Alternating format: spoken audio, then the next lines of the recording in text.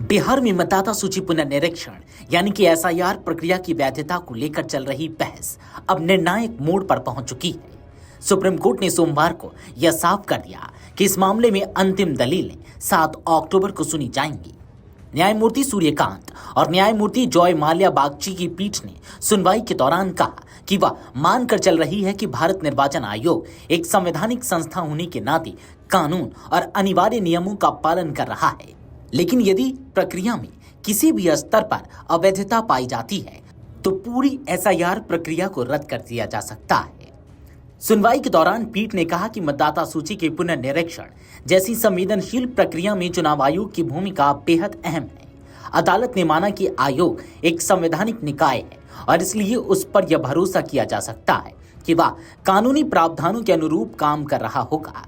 हालांकि न्यायालय ने साथ ही चेतावनी भी दी कि यदि जांच में किसी भी चरण पर अवैधता सामने आई तो केवल बिहार ही नहीं बल्कि पूरे देश में इस प्रक्रिया की वैधता प्रभावित हो सकती है। पीठ ने यह भी स्पष्ट किया कि सुप्रीम कोर्ट बिहार एसआईआर प्रक्रिया पर अलग से राय नहीं दे सकता। इस मामले में आने वाला फैसला केवल बिहार तक सीमित नहीं रहेगा बल्कि पूरे भारत में लागू होगा। अदालत का कहना था कि मतदाता सूची पुनर्निरीक्षण जैसी प्रक्रिया का असर देशव्यापी होता है, इसलिए इस पर दिया गया निर्णय भी व्यापक प्रभाव डालेगा। सुनवाई के दौरान अदालत ने याचिकाकर्ताओं को भी बड़ी राहत दी। अदालत ने अनुमति दी कि वे न केवल बिहार बल्कि पूरे देश में हो रही एसआईआर प्रक्रिया की वैधता पर भी बहस कर सकते हैं। इसका मतलब यह है कि 7 अक्टूबर को होने वाली बहस केवल बिहार तक सीमित नहीं रहेगी बल्कि इसमें अखिल भारतीय दृष्टिकोण भी शामिल होगा। न्यायालय ने हालांकि यह भी साफ किया कि वह भारत निर्वाचन आयोग को देश भर में मतदाता सूची पुनर्निरीक्षण करने से नहीं रोक सकती। पीठ ने कहा कि आयोग का यह संवैधानिक कर्तव्य है कि वह समय समय पर मतदाता सूची का पुनर्निरीक्षण करे, इसलिए जब तक अंतिम फैसला नहीं आता आयोग अपने काम को जारी रख सकता है।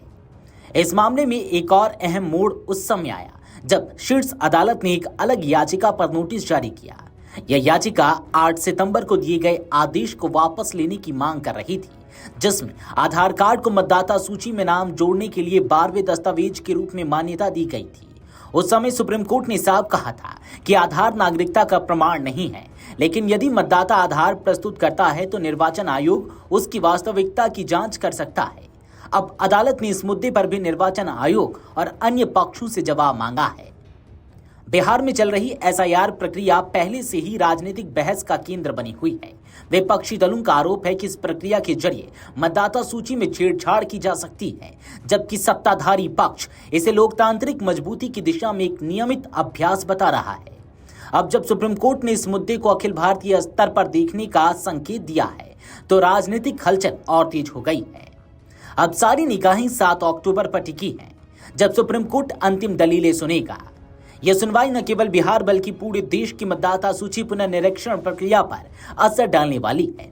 यदि अदालत ने चुनाव आयोग की कार्यप्रणाली को वैध ठहराया तो एसआईआर की प्रक्रिया देश भर में जारी रहेगी, लेकिन यदि अवैधता साबित हुई तो यह पूरी प्रक्रिया ही रद्द हो सकती है।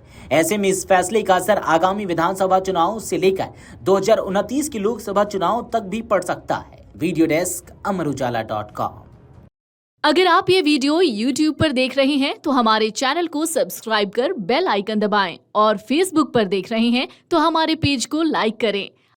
अगर आप ये वीडियो YouTube पर देख रहे हैं तो हमारे चैनल को सब्सक्राइब कर बेल आइकन दबाएं और Facebook पर देख रहे हैं तो हमारे पेज को लाइक करें।